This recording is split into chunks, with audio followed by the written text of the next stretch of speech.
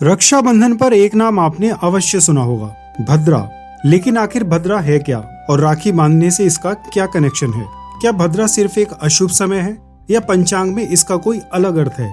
और सबसे इंटरेस्टिंग बात, भद्रा को सूर्य देव की पुत्री और शनि देव की बहन क्यों कहा जाता है?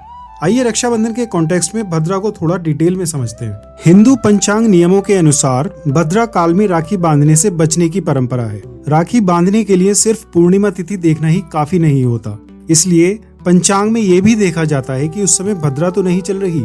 और इसी वजह से रक्षाबंधन के दिन लोग अक्सर पूछते हैं, भद्रा कब तक है और राखी बांधने का शुभ समय कब से है? अब प्रश्न ये है कि आखिर भद्रा को अशुभ क्यों माना गया? पौराणिक परंपरा में भद्रा को सूर्य देव की पुत्री और शनि देव की बहन बताया गया है। कहा जाता है कि भद्रा का स्वभाव बहुत उग्र था।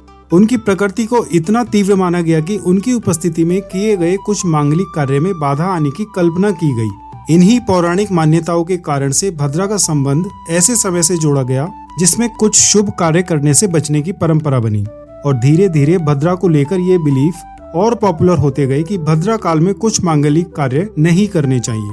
रक्षाबंधन में भी इसी ट्रेडिशनल रूल की वजह से भद्रा को अवॉइड किया जाता है। और इसी वजह से 2026 के रक्षाबंधन में भी भद्रा की टाइमिंग इम्पोर्टेंट है। 28 अगस्त 2026 को रक्षाबंधन है और इस साल दी गई पंचांग टाइमिंग्स के अनुसार भद्रा सूर्योदय से पहले ही समाप्त हो जाएगी। इसलिए राखी बांधने के शुभ समय के मुहूर्त में भद्रा की बाधा नहीं रहेगी। राखी बांधने का शुभ समय है सुबह 5:57 से लेकर 9:48 सुबह तक ही। इस चैनल को कृपया जरूर सब्सक्राइब करें। हम बहुत अच्छी और धार्मिक वीडियोस लाते रहेंगे। जय श्री राधे।